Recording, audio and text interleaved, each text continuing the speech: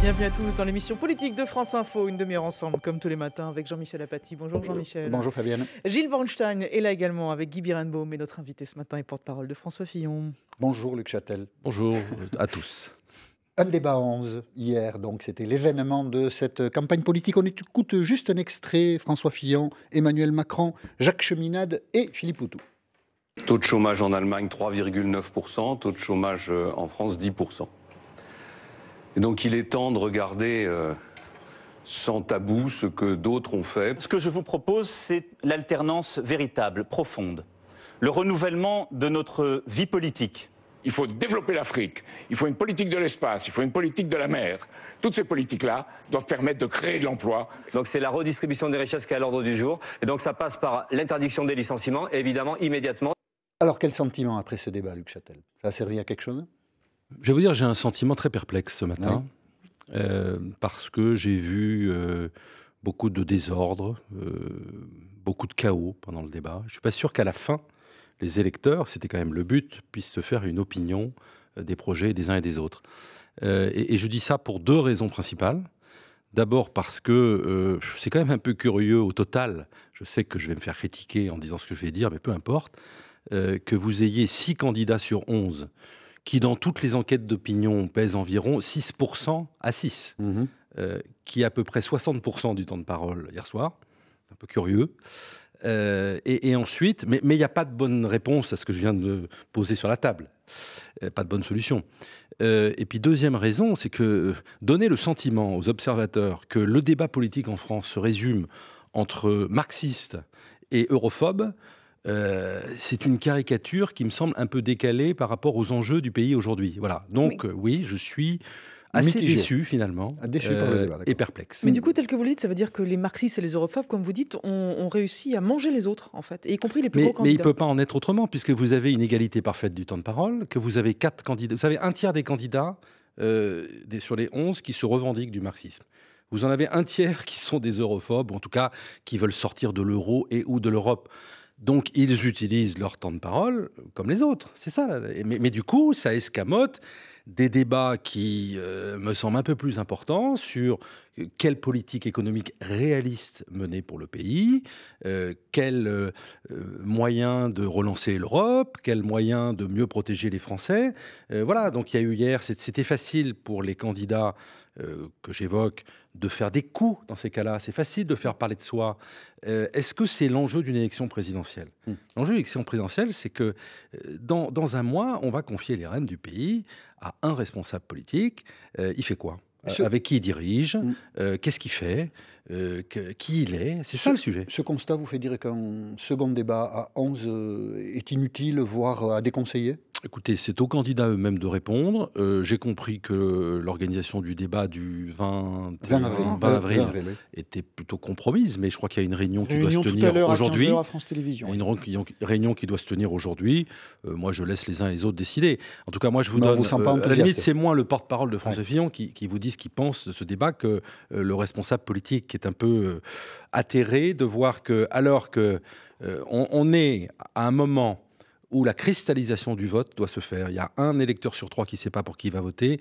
Est-ce que hier soir, il a été guidé dans son choix? Je ne crois pas. Gilles Châtel, est-ce que ça veut dire qu'il y a trop de candidats à cette élection présidentielle? Et si oui, faut-il revoir les règles pour accéder à cette candidature? Je pense qu'on doit se poser la question. Voilà. Et alors, je vais vous dire, j'en ai pas parlé avec François Fillon. Donc là encore, c'est pas forcément le porte-parole qui s'exprime. C'est une réflexion personnelle. Ouais, trop de candidats. Je m'interroge. Je pense que ce serait pas inutile que des sages de la République, qui connaissent très bien notre mode de fonctionnement démocratique, qui voient l'évolution de la vie politique française, puissent faire des propositions à ce sujet. Parce que, encore une fois, est-ce que la palette de candidatures, les 11, correspond réellement au courant de pensée? 6-7 candidats, il y a un étiage? Non, mais c'est pas à vous ou à moi de décider combien de candidats il faut à la présidentielle. Il faut des critères. Le filtre fonctionne mal. Il faut des critères qui permettent, à mon sens, la représentation des différents courants de pensée de notre pays et qui permettent, à partir du moment où on émerge dans l'opinion, d'être présent. Fabienne a raison, c'est le système des parrainages qui ne fonctionne plus. Écoutez, sans doute, je vous dis, je n'ai pas de réponse en vous disant ça. Je constate et ce n'est pas la première fois qu'on se pose cette question. À plusieurs élections présidentielles, la question avait été mise sur la table. Voilà. Mais quand je vous dis ça, je sais ce qui va m'être répondu. Je vais avoir tous les candidats qui font moins de 6%, qui vont se déchaîner sur Twitter en expliquant que les grands candidats veulent s'accaparer le débat démocratique. Restez couché aujourd'hui. Peu importe, moi je respecte les candidats. Je constate que pour la bonne tenue du débat démocratique, je ne suis pas sûr que ce soit le meilleur système. Tonalité anti-européenne, tout le monde l'a repéré pendant ce débat, on en écoute un petit extrait.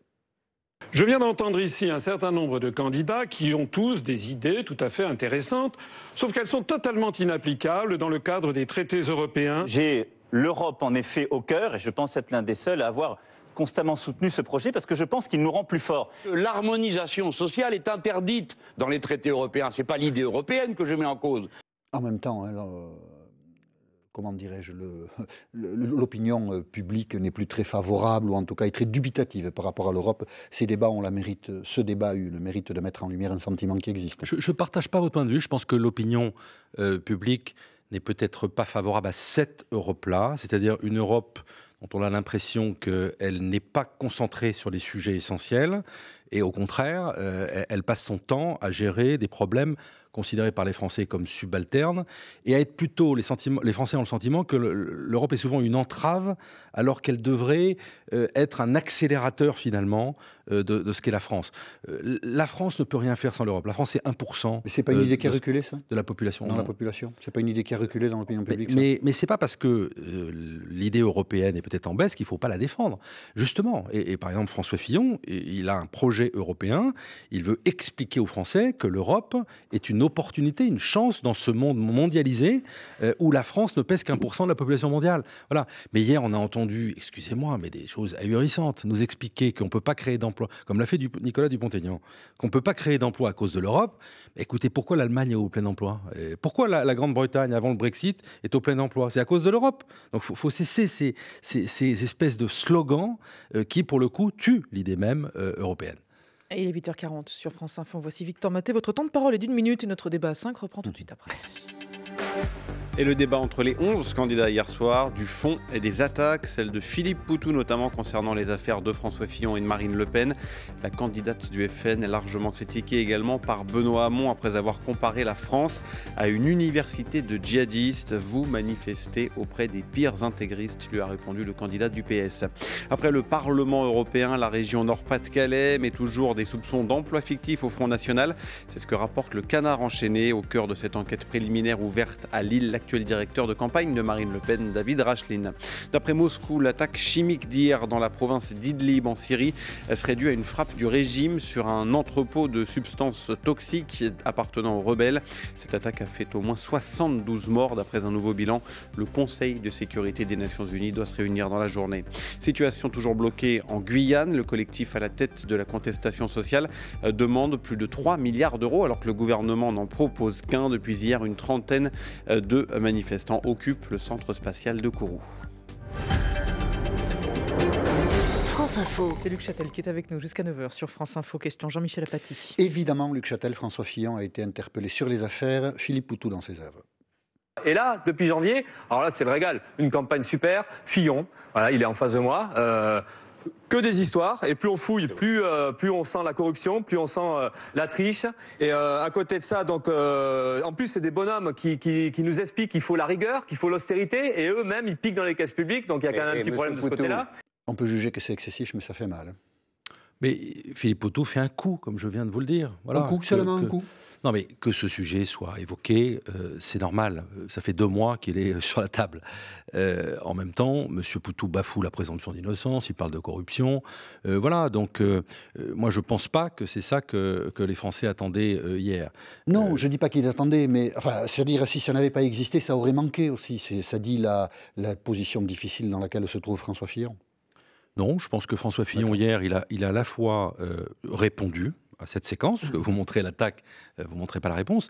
Et puis ensuite, à chaque fois qu'il a eu la parole, il a essayé de se concentrer sur son projet. Je pense que globalement, dans le débat, c'est quand même celui qui a montré à la fois du calme, de la sérénité, de l'assurance, de la vision.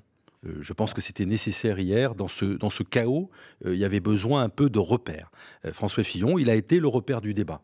C'est ma conviction. Gilles Manchon. Alors ça se dit sur les plateaux, mais ça se dit aussi dans la rue, ou plutôt dans un centre commercial. Écoutez ce témoignage recueilli hier par Anne Charletinet sur France 2.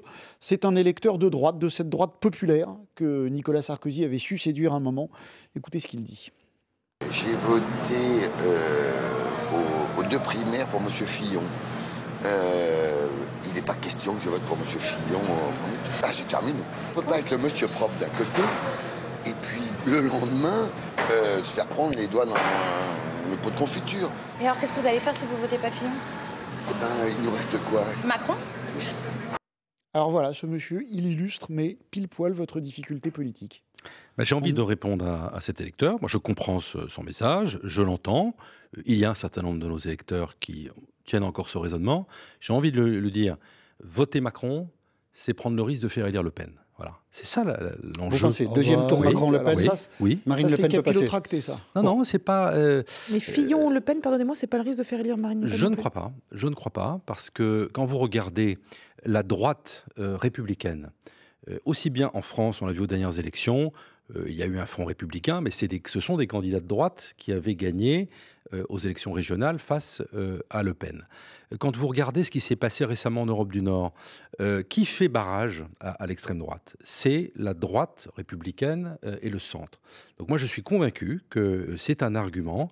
François Fillon est un meilleur barrage à l'extrême droite qu'Emmanuel Macron. Et grâce aux voix des électeurs. Ce que vous dites, c'est que dans un deuxième tour face à Macron, beaucoup d'électeurs de François Fillon pourraient voter Marine Le Pen. Il pourrait y avoir une colère des électeurs de curieux, droite.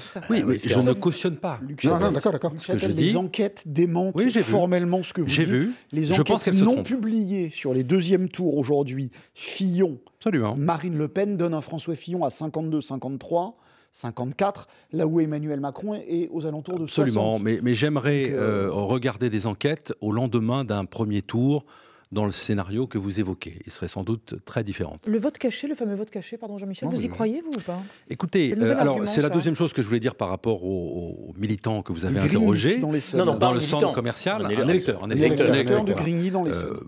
Moi, je vous emmène volontiers ce soir à Nîmes, où je serai, où hier soir j'étais dans le Perche. J'en vois beaucoup qui, eux, sont bien accrochés à François Fillon et se battent pour qu'il soit élu. Donc, nous avons un corps...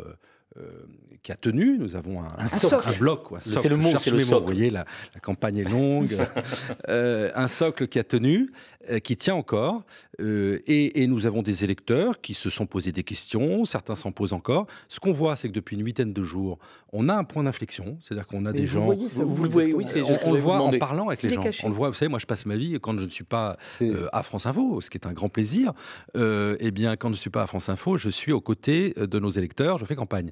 Et je vois un point d'inflexion depuis une huitaine de jours. Alors vous allez me répondre, ils ne se voient pas encore dans les sondages. Vous le sentez, d'accord. Oui, je sens que des électeurs qui s'étaient détournés de nous il y a un mois ou un mois et demi sont en train de nous rejoindre par raison. C'est-à-dire qu'en fait, moi, ma conviction, c'est que les idées de droite, elles sont majoritaires dans le pays. On a donné l'impression hier soir, en regardant ce débat, que c'est les idées marxistes qui étaient majoritaires. La vérité, c'est que les Français, ils veulent plus de liberté, ils veulent plus d'autorité, ils veulent moins d'impôts, ils veulent moins de charges, ils veulent qu'on les laisse prendre des initiatives. Donc moi, j'ai une conviction profonde, c'est que les idées de droite sont majoritaires. Et sur les 11 bulletins, quand vous allez rentrer dans le bureau de vote le 23 avril, il y a 11 bulletins sur la table. Ben, le seul qui défend ces idées-là, c'est le bulletin de François Fillon. C'est ce message-là que nous devons faire passer, y compris à l'électeur que vous avez interviewé. Alors François Fillon nous a quand même surpris parce qu'il peut un peu dire tout et son contraire, ballotté par les affaires. On comprend que c'est difficile pour lui. Est-ce qu'il a fait des erreurs ou pas? Alors hier soir, il n'avait pas du tout fait d'erreur, mais quand on l'écoutait au Trocadéro ou sur l'émission politique, c'était pas la même tonalité. Écoutez ce petit montage de François Fillon à 3 moments différents. Non seulement je n'ai pas commis d'erreur, madame, mais je refuse de répondre à toute question sur ce sujet. J'ai commis la première erreur. Je vous l'ai dit, en demandant à mon épouse de travailler pour moi parce qu'elle connaissait le terrain, parce que c'était commode, je n'aurais pas dû le faire.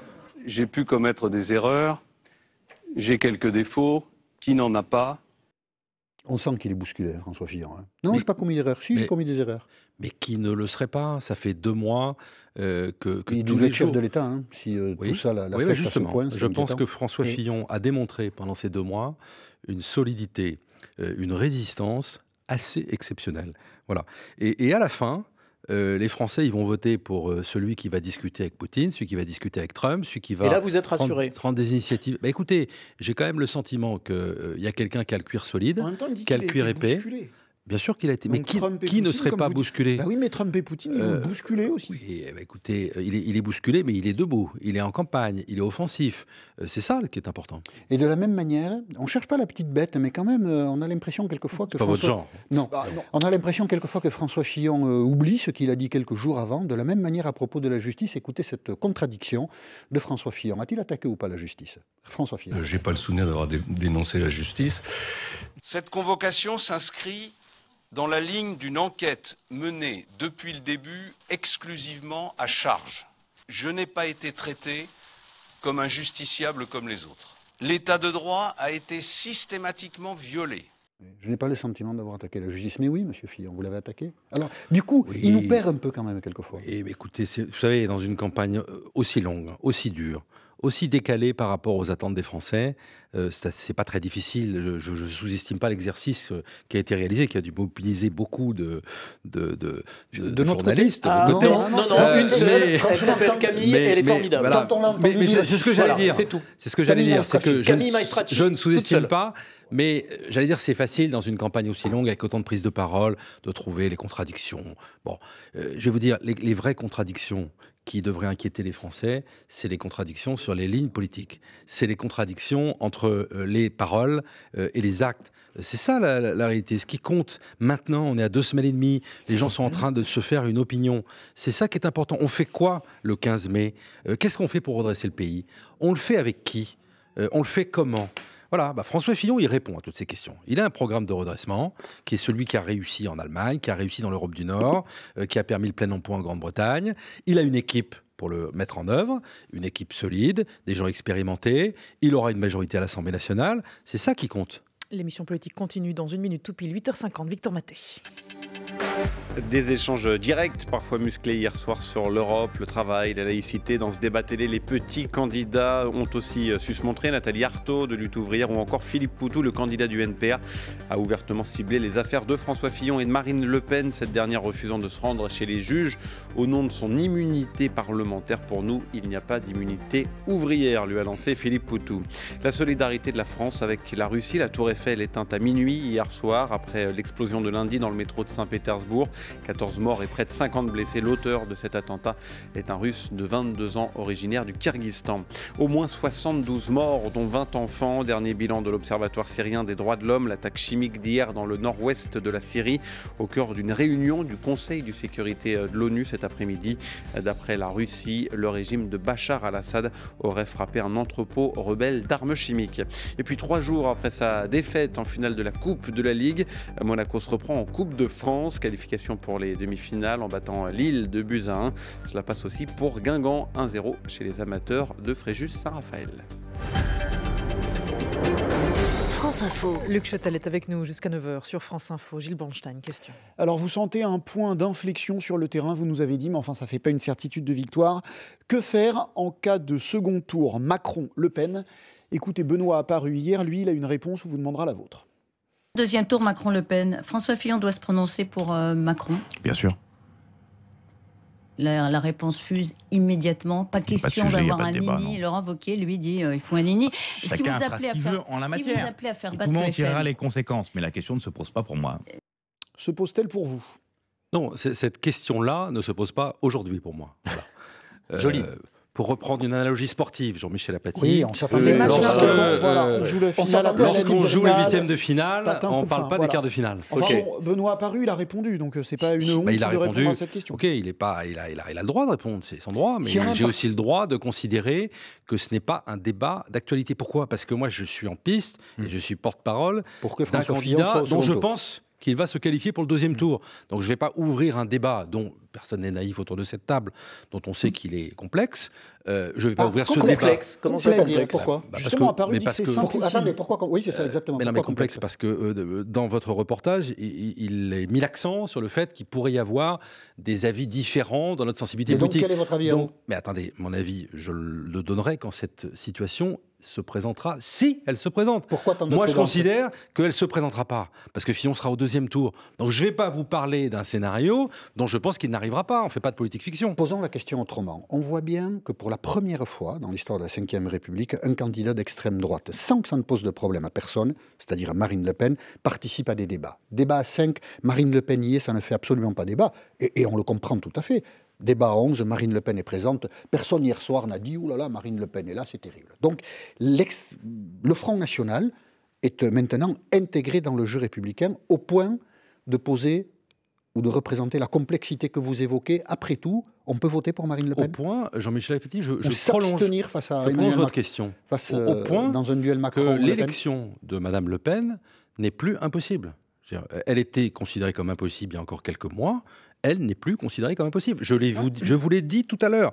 Et je considère que face à cette menace, la meilleure réponse, le meilleur rempart, c'est le vote pour François Fillon. Macron-Le Pen, il pourrait aussi y avoir des hésitations. Écoutez, on verra s'il y a un vote Macron-Le Pen. Est-ce que vous auriez des hésitations, vous, Macron-Le Pen? Vous m'inviterez dans cette hypothèse. Mais je crains que vous soyez déçus, parce que je crains que vous n'aurez pas à m'inviter. Je ne serai pas déçu. Non, je ne serai pas déçu. Non, parce que vous n'aurez pas à m'inviter pour me poser la question, parce que François Fillon sera au deuxième tour. Sous un autre angle. Après tout, vous êtes européen revendiqué. Bien sûr. Comme Emmanuel Macron. Vous êtes libéral. Comme François Fillon, voilà. Vous êtes libéral revendiqué comme Emmanuel Macron, comme le à la fois sur les problèmes Fillon. de société et sur les problèmes économiques. On sent une recomposition de la vie politique française. Pourquoi ne pas lui donner sa chance? Non, mais c'est bien essayé, Gilles Bornstein. Mal, moi, je défends le programme de François Fillon, qui est en lice pour une compétition qui a lieu dans 2 semaines et demie. Mais il faut voir et le dont monde, je pense qu'il va le monde qui change. Oui, bien sûr, le monde qui change. Il changera mieux avec François Fillon, je vais vous dire. Parce que François Fillon, il ira au bout de son projet. Il ne sera pas dans la demi-mesure, il ne sera pas dans l'eau tiède. J'entendais hier Emmanuel Macron nous expliquer qu'il fallait réformer la France pour qu'elle se réforme, je cite. C'est beaucoup de vent, c'est très creux. François Fillon, il a un programme qui va aller au bout de sa réforme. Difficile, voilà. Etc. Enfin, je veux dire, il y en a qui vont en contradiction et d'autres non. Le monde change, le monde politique aussi pourrait changer. Et hier soir, par exemple, Benoît Hamon et d'autres ont évoqué la possibilité que les parlementaires n'exercent pas d'autres activités professionnelles que celles de parlementaires. On écoute. Je veux même aller beaucoup plus loin, que demain, les élus, notamment à l'Assemblée nationale et au Sénat, ne puissent pas cumuler leur mandat et une autre profession. Ici avocat, ici salarié ailleurs, de telle manière qu'on puisse supposer qu'il y a des conflits d'intérêts. Alors vous-même, vous avez eu des activités de conseil et d'accompagnement en stratégie, ça s'appelle comme ça sur votre fiche que j'ai sous les yeux, de la déclaration d'intérêt et d'activité à la Haute Autorité pour la transparence de la vie publique. Que pensez-vous de cette proposition, vous qui avez éprouvé justement la difficulté d'avoir les 2 activités en même temps? Je pense que c'est une erreur majeure. C'est une erreur majeure de vouloir empêcher les parlementaires d'exercer une activité professionnelle, quelle qu'elle soit. Je pense que c'est une erreur. Pourquoi? Parce que les parlementaires, ils doivent, j'allais dire, ressembler à la vraie vie, à l'activité économique. C'est important. On va avoir quoi? On va avoir des parlementaires qui ne seront plus élus locaux, maire, président de région, président de département, et qui ne pourront plus avoir une activité professionnelle. Donc on va avoir des gens... C'est pas un problème d'argent en fait. Non, c'est un problème... moi je pense que le Parlement, il doit être à l'image de la société. C'est-à-dire qu'il doit y avoir des gens qui ne sont pas... il y a du boulot. Hein. Oui, il y a du boulot. Mais on va prendre la direction inverse. C'est-à-dire que vous allez avoir des gens qui seront coupés de la réalité locale parce qu'ils ne seront pas maires, parce qu'ils ne seront pas... vous savez, le mandat local, c'est l'exigence la plus élevée. La solution, M. Châtel... Et ensuite, il n'y aura pas de gens qui connaîtront la réalité de l'activité du pays. Donc c'est une erreur, à mon sens. M. Châtel, c'est un bon débat, mais je pense que c'est une vraie erreur. La solution, certains le proposent d'ailleurs, c'est de limiter le cumul dans le temps. Donc à un moment ou à un autre, vous êtes tous obligés de retrouver une activité professionnelle. Autant je suis favorable à certains aspects de renforcement de la transparence sur l'exercice du mandat de député, la transparence des frais, des choses comme ça. Autant le cumul du mandat dans le temps, vous savez, le meilleur juge, c'est les électeurs. Si vous trouvez que votre député est ringard, vous votez pour un autre. Donc si vous trouvez qu'il a fait son temps, vous changez.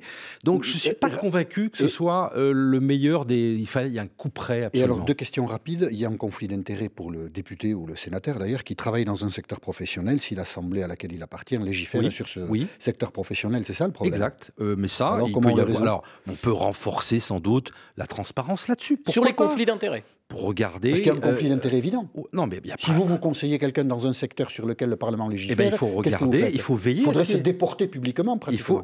Pourquoi pas? Il faut veiller à ce qu'il n'y ait pas non pas ces conflits d'intérêts, mais ces soupçons de conflits d'intérêts. Vous continuez ou vous avez arrêté? Non, moi j'ai arrêté. Vous allez arrêter? Moi j'ai arrêté parce que j'ai fait campagne, donc c'est un peu compliqué de continuer à avoir une activité professionnelle en ce moment. Voilà. Moi je reprendrai, bien sûr, si d'aventure la loi n'est pas votée. Vous allez être candidat à la législative là? Moi je suis candidat aux élections législatives. Vous avez envie de nous serons en photo aux côtés de François Fillon dimanche. Il n'y a pas tellement au fait que vous allez être ministre.